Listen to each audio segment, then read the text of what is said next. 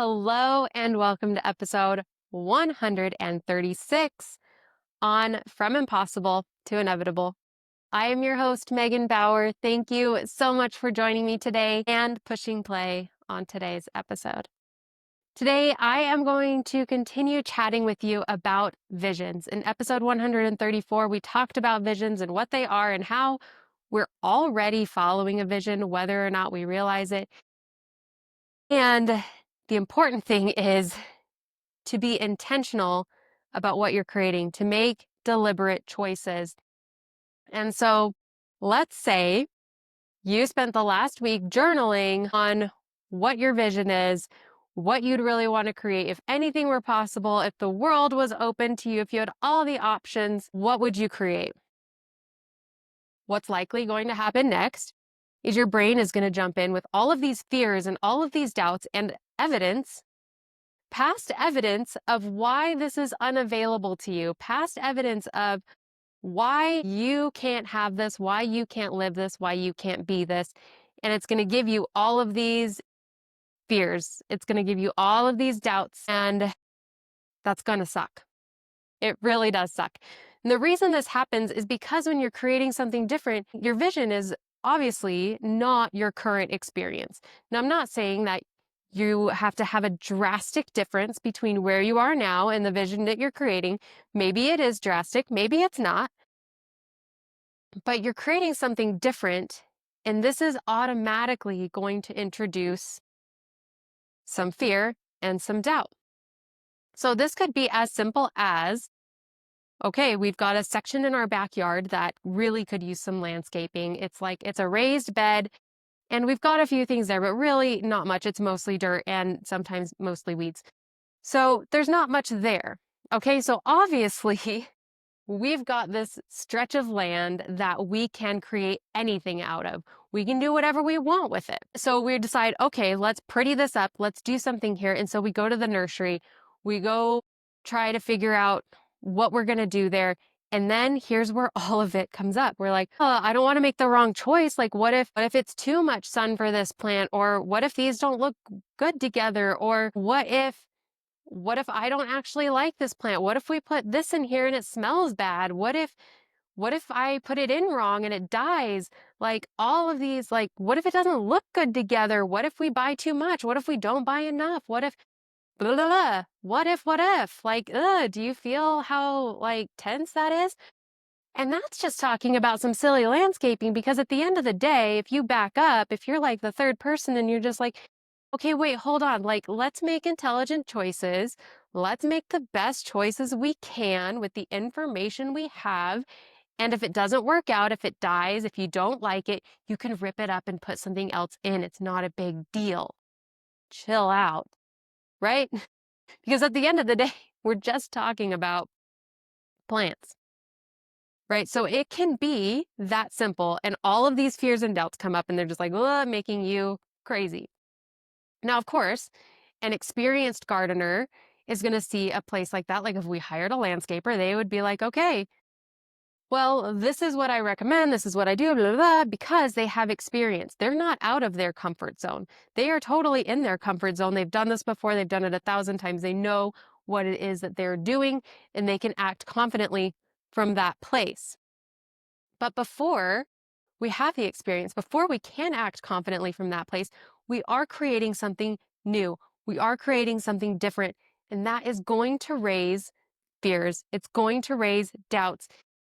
It's going to make your subconscious freak out a little bit to keep you in your comfort zone where you are safe.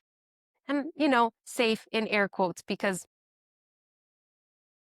you're not really safe, right? Like anything could happen, so because anything could happen, not going for the life you want, not creating the life experience that you want right now seems a little ridiculous, because it's like, well, anything could happen. Like I could get hit by a bus tomorrow. And then what if that happened? Then like this is all gone, and all of my fears and all of my doubts were for nothing. They just kept me in this space of playing small and not being who I wanted to be.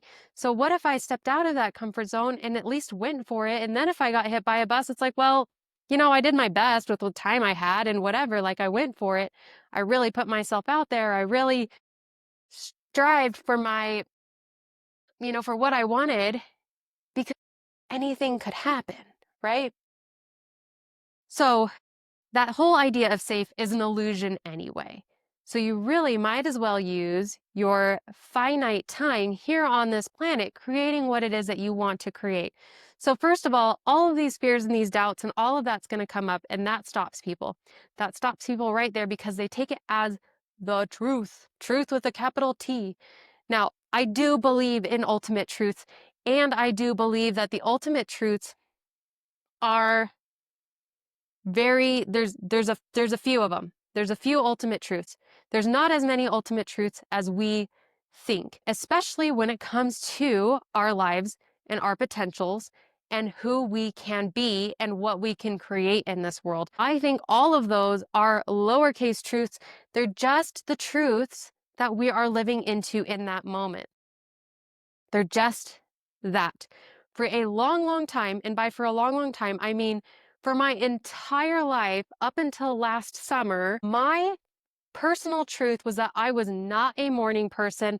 I didn't do mornings. I did not do mornings. I got up at the last second. I was even grumpy about that. And I could not for the life of me make myself into a morning person. I couldn't do it. I tried it over and over and over again. I couldn't do it. Last summer, I accomplished that. I decided that that was no longer my truth. I decided that my actual truth was I am a morning person. I do rise early and I prioritize myself during that time. I'm not getting up and seeing to everybody else's needs and nonsense. I am getting up and I am taking care of me so that I can spend the rest of my day sometimes taking care of others. I fill myself up in the morning so that I can fill others all day long. That was a very, very big feat for me because it was a very big challenge to overcome. But it started with believing that my truth was that I am a morning person. I had to switch that. And it took time. It took a lot of time. And I eventually did it. So I eventually created what it was that I wanted to create. But I had lived my whole life previous with the truth of not being a morning person. So whatever it is that you're believing about yourself and about your potential, you can change that. You can change how you see yourself. You can change the possibilities that you allow for yourself. I have very recently come into this space where I have allowed myself to be who it is I want to be and to express myself how I feel called to express myself and to show up how I want to show up. And you might be thinking like, what are you talking about, Megan? You've been doing this podcast forever, like whatever. Yes. And I knew I could do more. I knew I could show up more. I knew 2 years ago that I wasn't done with vision training. I knew 2 years ago that I could do more with that I could help people with that. And I did not allow myself to. I thought, no, the podcast is fun. It's a little side thing. I'm an artist. This is just whatever it is over here, but I'm an artist and this is my real work. This is my real whatever. And I didn't allow myself to follow my passion, to follow what was actually really lighting me up, what was actually tugging at me, what was actually the thing that I was deep down dedicated to. So you have to allow yourself. And you know what? That's hard. That's hard because we want to just stay who we are. We're like, no, I am this person. And even if you want to be someone else, releasing who you have been is incredibly challenging. It's really tricky because even if you don't like how you have been, even if you don't like whatever it is about yourself that you want to change, it's a habit. You know how it works. You know what you hate about it. there's very little unknown there because you're very familiar with it. Even if you hate it, hating it is also a familiar experience. You're like, well, what if I go over here and I hate that too, but now I hate something different and that's different? Okay, well, allow yourself to try it and see if you hate it. And if you hate it, you can try something else. Sounds really easy, right? But it's not. It's really tricky because we also want to stick with our identity, right? I had a podcast episode about over identifying, and we make things mean too much about ourselves. Like I said, I am an artist and that's just what I am. And the podcast is fun, but it's not my real work. But okay, but what if it was? What would that feel like? Well, that would feel super amazing. And the way that I even came to this was I asked myself, I was like, okay, all restraints are gone. No one expects anything from you. You can do absolutely anything with your time, with your life. It wouldn't be an inconvenience to anyone. No one would be mad about it. What would you do? And I was like, well, I would step up the podcast. I'd make it more professional, jazz it up. I would, maybe even hire somebody to edit it.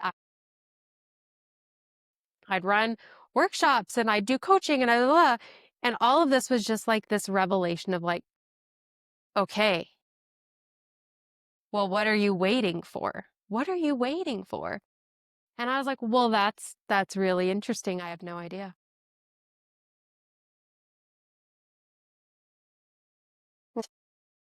So we have to allow ourselves. So first, we have all the fears and the doubts that pop up. And sometimes we get smashed right there and we're like, well, I quit. And then sometimes we have to even allow ourselves, once we get past the fears and the doubts, we have to allow ourselves to create whatever it is that we want to create. And going back to the gardening analogy, we have to allow ourselves the opportunity to stumble, to fail, to fall, to get back up, to learn. Okay, maybe we put this in and we realized that we didn't like it, or we realized that we couldn't take care of it or whatever, and then we rip it out. Okay, great, let's put in something else. Now we know that that is not something that we want, and that is information. Too often, we make that sort of thing mean that we are bad or that we are wrong. Especially as women, we don't want to make the mistake. We don't want to inconvenience anyone, blah, blah, whatever. It's information. Okay, you learned. You tried something and you realized that's not what you wanted. And then you get to make a new choice. You get to try something else. You get to put something else in. And it seems like a really big deal when we're talking about our life, but it's my life. And you don't want to make a wrong choice about your life. Like, this is your life. Okay. Well, you know what? You know how many choices we make when we're young? And some people want to put on the brakes and be like, whoa, you are way too young to make that choice. But we make these choices and then we figure out how to make them work, or we figure out that's not what we want and we make new choices. This is the whole path of life. We can't just walk around being all tender-footed, trying not to make a mistake, because what you're doing instead is you're playing yourself down. You're dimming your light. You're not showing up fully because you're too scared about making the wrong choice when you can always make another choice. And sure, sometimes it's messy. Okay, if we put in the wrong plants in the garden, we'll have to dig them up. And that's a mess, and that's a pain, and that takes time. And then we have to put new ones in, and we have to go back to the nursery, and we don't want to do all that. Okay, well, what do you want? Like, what do you really, really want? Do you want it to just stay ugly, to just stay how it is? Do you just want the status quo? Okay, fine, have the status quo. Just know you're accepting the status quo and not honoring what it is that you truly want. Because when you honor what you truly want, then you have to go do the work. You have to go make decisions that you might have to remake later, but eventually you can get to the point where you have a beautiful flower bed or a beautiful whatever, or beautiful life. And you're like, man, I am so glad I went through all the work that I went through so that I could get here, so that I could enjoy this. And yeah, I stumbled, I made mistakes, I failed, blah, blah, blah, whatever. But now I'm here. And isn't that worth it? Because yes, yes, I read a quote. I believe it was Jen Sincero in her book, You Are a Badass. She said something like, go for it like your life depends on it, because it does. We're talking about your life. We're not talking about the garden bed, because the garden bed I could hire out. And even if I hire it out and I hate it, I would still have to redo it, or I'd have to have somebody else redo it. But you can't hire out these decisions on your life, which is why I would never say anything like, I, I can't even think of anything. I'd never tell you what your vision is. I never tell you what you should go for. For my really close friends, I could say something like, I see you making a really big impact in this way, or I see this for you, but I'm not the ultimate authority on what they create. I'm not the ultimate authority on their vision. They are the ultimate authority on their vision. You are the ultimate authority on your vision. You know what your desires are deep down in your heart for your life, for how you create, for what you create, for how you live, for what you do. You know what that looks like for you. You know what that feels like. And you know what it feels like to be not going for it. You know what it feels like to be not reaching for your potential. You know. I don't know. I would never tell you that I know. But you do.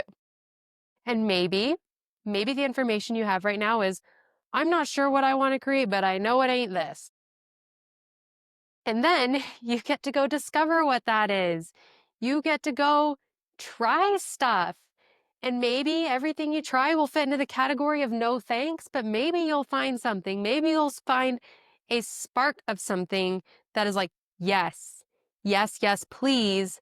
More of this, please. I want this. I'm going to go this direction. I'm going to follow this path. Maybe. So people don't create their visions because of the fear, because of the doubt, because they don't allow themselves to have it, accept it, fall, make mistakes. They don't allow themselves to choose again. And people don't create their vision because it feels like maybe they won't be capable of it.